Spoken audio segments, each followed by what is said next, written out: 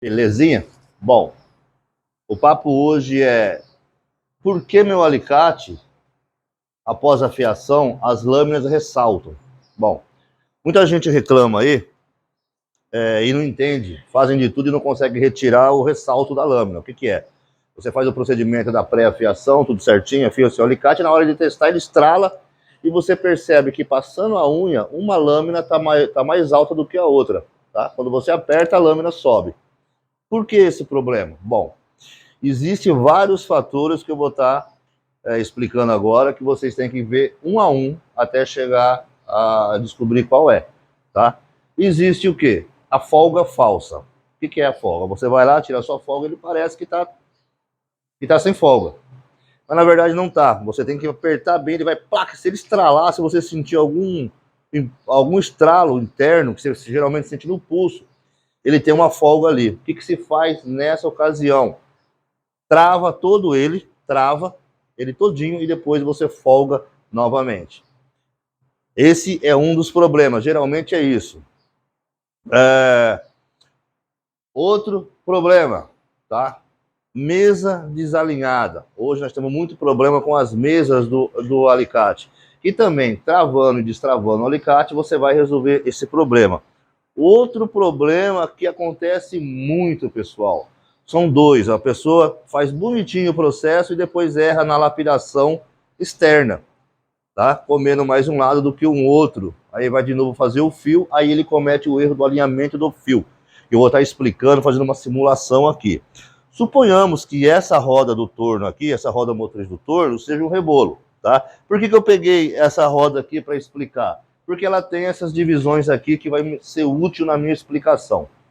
Como eu sempre digo a vocês, a circunferência, que não é uma esfera, a circunferência ela é circular e plano do lado, e uma esfera ela é uma bola. Então isso aqui é uma circunferência, tá?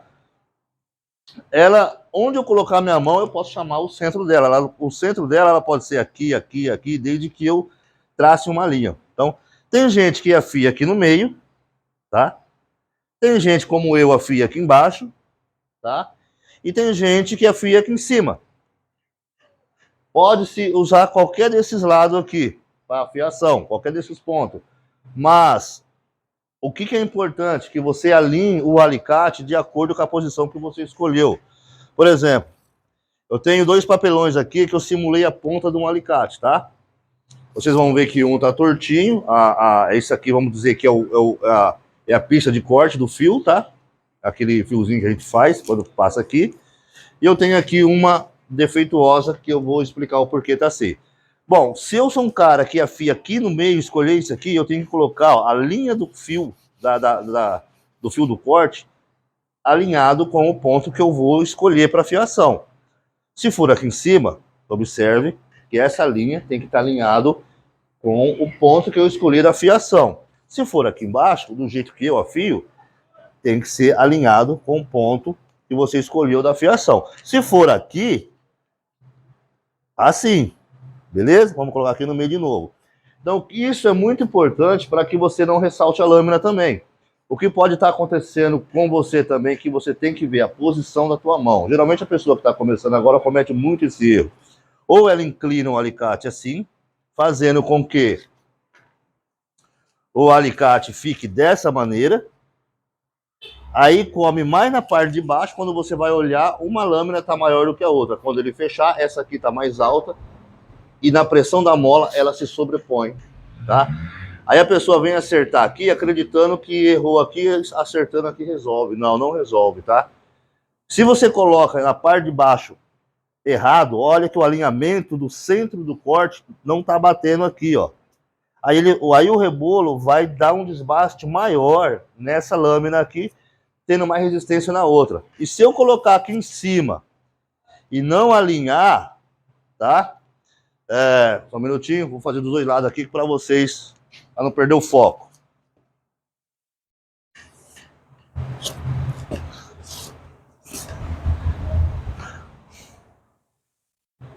Pronto, se eu colocar aqui em cima e não alinhar o fio aqui, eu vou estar comendo mais a lâmina aqui embaixo e essa vai se sobrepor. Então é muito importante que vocês treinem posição da mão, tá? Olha lá, Aqui em cima assim, aqui no meio assim, aqui assim. Sempre o alinhamento, nunca dobre o alicate, porque aí você vai estar desgastando mais uma lâmina do que a outra. Então você pode enfiar em qualquer lado do rebolo, desde que você siga o alinhamento. Olha, o que se move quando você move sua mão é como se estivesse acompanhando o alicate no contorno do seu rebolo, tá? Você não muda o ângulo do alicate assim, você muda a posição do alicate acompanhando, tá? O perímetro do seu rebolo, ou seja, assim,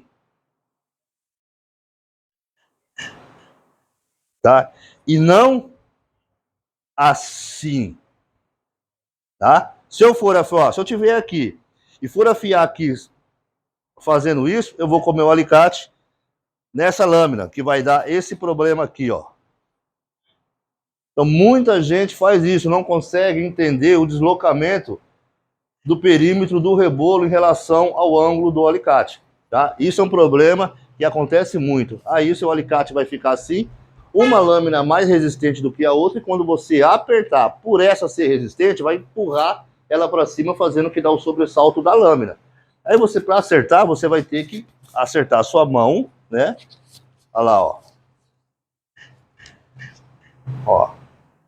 Você vai acertar a sua mão, aí você vai estar comendo, vai até ficar assim, ó. Aí as duas lâminas têm a mesma resistência. Por quê?